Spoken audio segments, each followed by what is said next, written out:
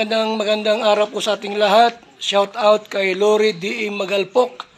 Yan, salamat po sa suporta mo sa Team Kalingap. Mabuhay po kayo. Yan po, paki-subscribe po mga Kalingap, mga kaibigan. Lori D. Magalpok. Ayan, suporta po natin si Ma'am Lori D.M. Magalpok. Napaka-solid supporter ng isang Kalingap. Subscribe po ng kanyang YouTube channel. And maraming salamat po sa inyo lahat. God bless po. Jesus loves you. YouTube channel, this Lori D.M. Magalpok Vlogs. And for today's video, ayan, nandito tayo sa San Malio sa Macau. And punta tayo sa Broken Church. Magbo-broken church tayo ngayon. So, ayan ang meron dito. At dami na namang tao. Promise. Ito, may restaurant yun. Oo, yan dalang tayo. Mag-restaurant tayo. Sa Ate Sally. Ate Sally. Ayan, o. Nandito na tayo sa San Malio. May restaurant yun.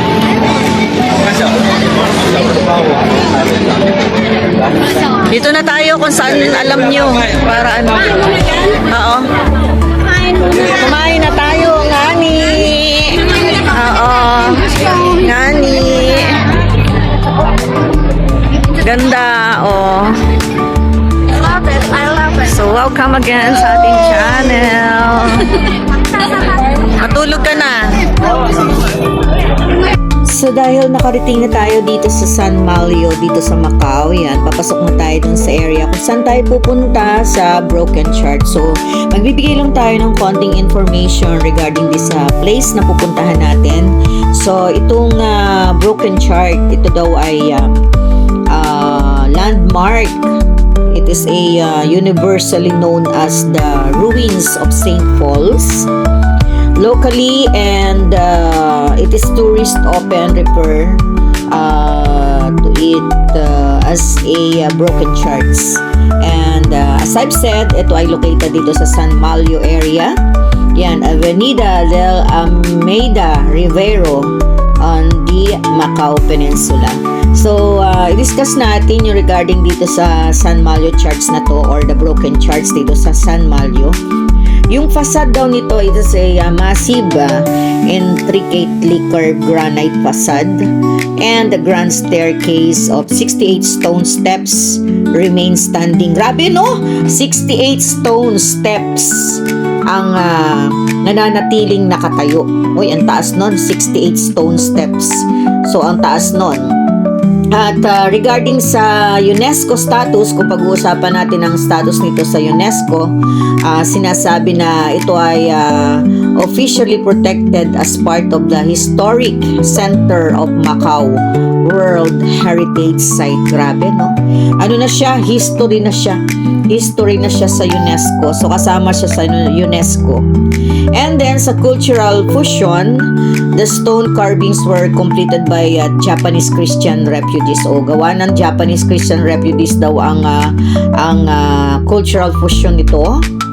And local artisans featuring unique East meets West. Uy, grabe, no? East meets West. So, nagtagpo yung East and West. Details like Chinese guardian lions, a Catholic dove, and a Chinese characters. Grabe, no? Catholic dove and Chinese character. So, history. Sa history nito, sinasabi na the original church, ito daw yung pinaka-original church na built between 1602 and 1640 by the Jesuits. Grabe, no? 1602 to 1640. Ang tagal ng pagkakagawa ng church na to. And ito ay ginawa ng mga Jesuits. And it was originally named the Church of Mater Dei. Mater Dei means Mother of God. Okay. Ang church nito ay adjacent. It is sat adjacent to St. Paul's College, which was the first Western-style university in the Far East. Okay? And the fire in January 1835, yan, ito na yung sinasabi natin bakit naging broken church ito. Merong fire na nag-occurred during January 1835. It was a violent fire broke out during an intense typhoon. Grabe, no? A fire na apoy, sunog during an intense typhoon, burning the wooden structure of the college and church to the ground and leaving behind only the front stone wall. So yun lang yung natira. Kaya tinatawag ngayon to na na broken charts kasi nga ang naiwan na lang during that time ng heavy typhoon. Isipin mo, magkaroon pa ng typhoon tapos nagkaroon ng fire. Ayun na lang pinakang harapan niya, which has this 68 stone steps. Yun na lang yung natira. Ayan. So, yun yung ating kaya nasunog, kaya nawala or nasira ang broken charts dito sa San Malio is because of the fire na nagkaroon ng typhoon. So ngayon, kung eto katulad nito, nandito na kami. So, paano nyo mabibisita ito? It is walkable from the famous wave pattern Senado Square. Walk through the pedestrian streets filled with local bakeries selling Portuguese egg tarts and almond cookies. Yan, yun yung mga binaybay natin kanina habang kami naglalakad dyan. Yan yung tinatawag nila na mga local bakeries. Ang sarap kaya ng mga taste test dyan. Mabubusog ka sa taste test pa lang.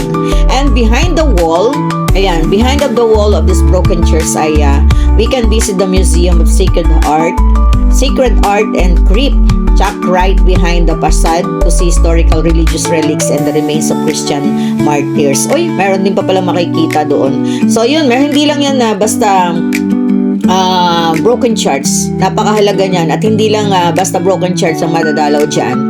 Meron din daw dyan sa likod na historical religious relics and the remains of Christian martyrs na pwede nating makita. Ayan. So ito yung pinaka maliit na information natin, or we can say planning to go to kung planning natin magpunta ng San Malio sa broken charts. It is usually the facade outdoor usually opens 24/7, but access to the core ruins museum typically closes around 6 p.m. Yeah, so thank you so much. Ayan, habang kami ay naglalakad-lakad dyan, yan na nga sabi natin dahil maraming mga bakeries dyan at kung ano-ano pa. Yan, may mga pre-taste. So, syempre, try natin yan kasi yung pinagmamalaki na dito. Pag pumasok ka na dito, paglabas mo, busog ka na dahil sa mga pre-taste. Pero dahil sobrang dami talaga ng tao, hindi na namin kinakaya, no? So, hindi na namin inisa-isa yung mga tindahan dyan. So, ayan, katulad niyan, di ba? Takaw ko dyan, no? Pero hindi ako mahilig sa mga sweets, so yung mga crackers lang ang pinagtitaste ko dyan. So, mga kabady-body loves ko, ayan, nandito pa rin kami sa Macau at ini-enjoy namin yung yung sinasabi talaga nila na free taste dito. At totoo nga naman, bawat tindahan dito ay mapa-free taste. At hindi lang isa ang pinapa-free taste. Almost all ng products nila ay pwede nating i-free taste. So, nag-free taste ako dyan. Pero nga lang dun sa mga matatamis, alam nyo naman, iwas-iwas. So, nag-enjoy ako dyan sa mga crackers, sa mga iba-iba pang legacy na hindi matamis. So, mga kabady-body loves ko, samahan nyo pa rin kami hanggang mamaya. Thank you so much sa mga patuloy na sumasama sa aking video upload. Ayan, still nandito pa rin tayo sa Hong Kong, although it's been a long time. So, thank you so much! And habang nagta-taste test kami dyan, syempre naghahanap na rin kami ng makakainan kasi kailangan namin makabalik ng Hong Kong. At least nasa bus or nasa airport na kami ng mga 7 o'clock. So magmamadali na kami dyan.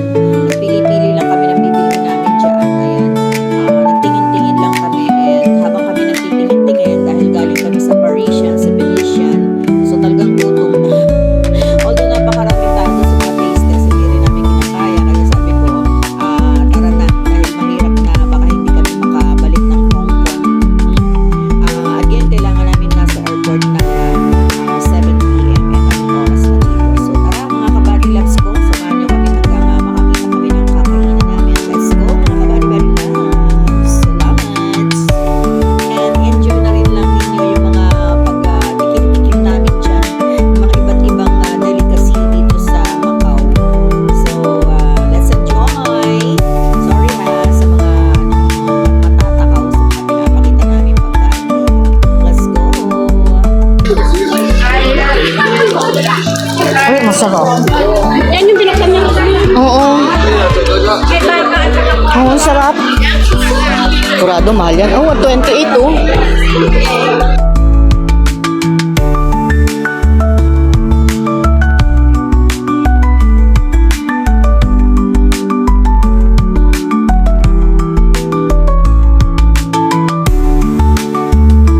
Dito tayo. So ito, Kain na muna tayo.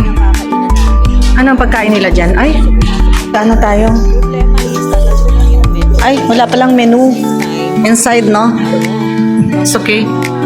Ito, dito na lang tayo. Let's eat here. So, meron silang mga chicken and ano. And, ay, see? French herb steak. Uy, may steak.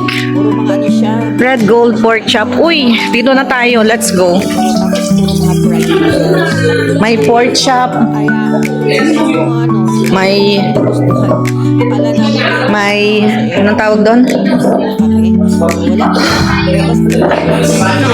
Nasa ng ano? Oh, dalawang menu. Ano? Meron pa ba?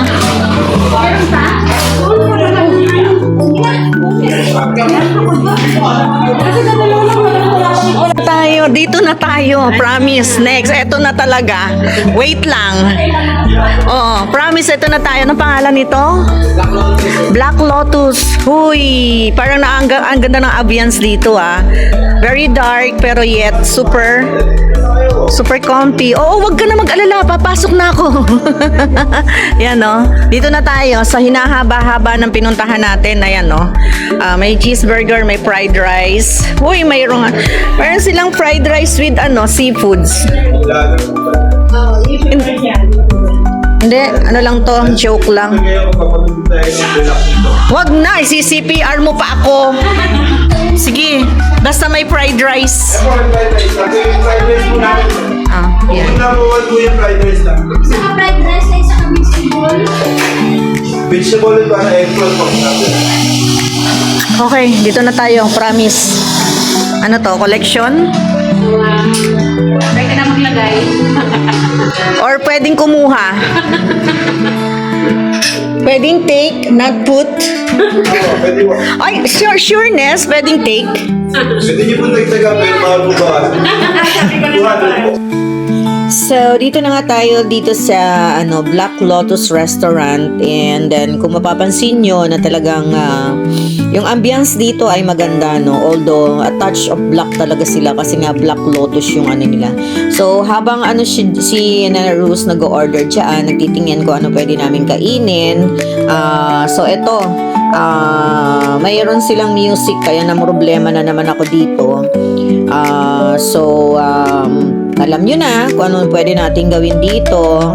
So ito yung mga food. Ayan, may pizza, may mga beef, may chicken, may burgers, and syempre yung hinahanap namin is naghanap kami ng fried rice kasi alam natin sa bansang China ang sarap ng fried rice nila. Kahit nung mga ilang araw ko sa Hong Kong, talagang merong mga fried rice ang aming hinahanap. Although nag one time Jollibee kami, pero big deal pa rin sa akin yung mga pagkain. Yan, nag-serve na sila dyan ng paunang tea, ang kanilang Black Lotus tea. Black Lotus tea. Habang si Nana Rose ay nagtitingin pa rin ng pagkain, ay nagkaroon tayo ng meron tayong complimentary galing sa Black Lotus Restaurant. So, meron tayo dyan sabi natin na Black Lotus tea, and then meron tayong peanut. Diba? Yung adobong peanut dito sa Pilipinas. At ayan, namimili na. So, kailangan namin ng at least given ng fried rice, and then kailangan namin na may vegetable, and then we will just choose as shrimp or pork or beef. So, ayan mga kabady-body labs, salamat pa rin sa inyo na mga nandito at patuloy na sumasama sa ating mga upload video. So, ito na yung pinakang chef nila. Binigyan nila kami ng option para mag-upgrade. In-upgrade yung mga pagkain na kailangan namin. Kasi, supposed to be yung mga ano is ano lang eh, good for one. So, nag-ask kami nag-seek kami ng help na kung anong pwede namin i-upgrade yung food, and at the same time is kung saan kami as magiging favorable sa food. So, yun. Lumabas na yung chef nila at ayan, binibigyan kami ng option. So, why not let us take the option from the chef kasi siya yung nakakaalam ng pagkain na pwede. So, ayun. Habang nakikipag-usap kami dyan, itong mga ano na to ay makukulit. Mga palabiro sila dahil kailangan naman yan sa ano nila, sa trabaho nila. So, 45 minutes. 30 to 45 minutes yung waiting time, and ayan, nag-serve na siya ng complimentary. Ayan, ito daw yung pinaka the best na sineserve nila dito sa Black Lotus. So, diyan nagtatanong ako dahil nga sabi ko ang dami-daming tao, eh mahirap na, 'di ba? Mamaya ma-stuck na naman kami sa loob at isarado na naman yung mga daan, katulad ng first day namin sa Hong Kong na nasaraduhan kami na daan kahit saan kami umikot-ikot, eh wala kaming malabasan. So, ang naging ano ng mga tao is manood sa parade. So, ito na yung ating complimentary from Black Lotus, ang bread, ano daw to, pinaka special na bread from Black Lotus, ang binibigay nilang complimentary with adobong mani at syempre yung kanilang Black Lotus tea. So, thank you so much again mga kabady-body loves ko. Salamat at nandyan pa rin kayong patuloy. Ayan, taste na natin dyan yung ano. Actually, nung tinikman ko yan, yung Black Lotus tea is hindi siya matapang. Diba? Maraming mga tea na sobrang tapang ang lasa eh. But this one, talaga namang siguro, kaya yan ang binibigay nilang complimentary. And look at that teacup, no? Ang cute ng teacup. And peanut, malalaki. And ito yung area. Ayan, may TV. Kung gustong mag-sing along, pwede naman. Meron ding mga liquor kung gustong inom. Pero alam niyo naman ang mga umiinom lang ay yung mga ano. And then we have this special Lotus cold tea. Iced tea with Lotus. Ayan, complimentary pa rin yan from the restaurant of Black Lotus. So, ayan, mag-i-enjoy kami sigurado after this. So, hindi na namin ipinakita yung pagkain namin. Ewan ko kung nasaan napunta yung video. Wala akong makitang video ng pagkain namin. Ay, wala ata kasi. Parang naka-live ako during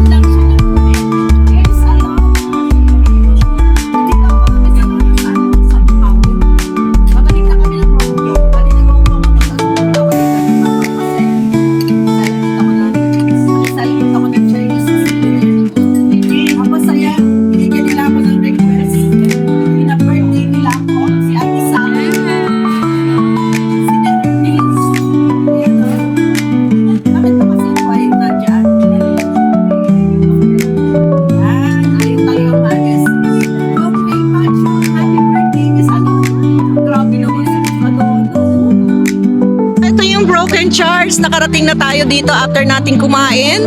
So, ang taas ng area niya. Bakit nga ba ito Yan na lang, wala nang ano. wala na sa loob. Wala na. Okay. So,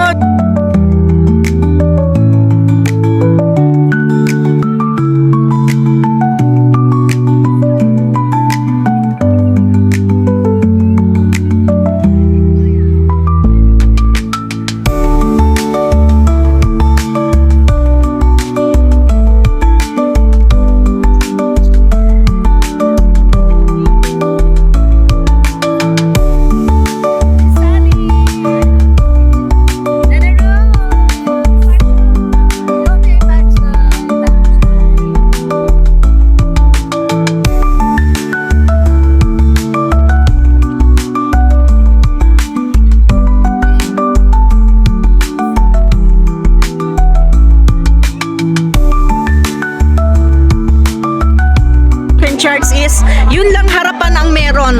Pero yung tagiliran sa kalikod, wala na yan talaga, as in. Yan na lang harap ang natitira. Biro nyo yan dahil Church of God yan, talagang hindi yan pawawalain ni Lord, di ba? Hindi niya pababayaang masirang tuluyan para hindi makalimutan ng lahat ng tao. So ang ganda ng area, although hindi na tayo makaakyat. Sobrang thank you sa lahat ng mga sumama sa ating video upload for tonight. Thank you guys, thank you everyone. I love you all and babalik na po kami ng Hong Kong. Wow, 7:35 na, tara na. Bye guys, thank you so much, Nene Rus. Bye, Ate Sally. Bye-bye. Thank you, love.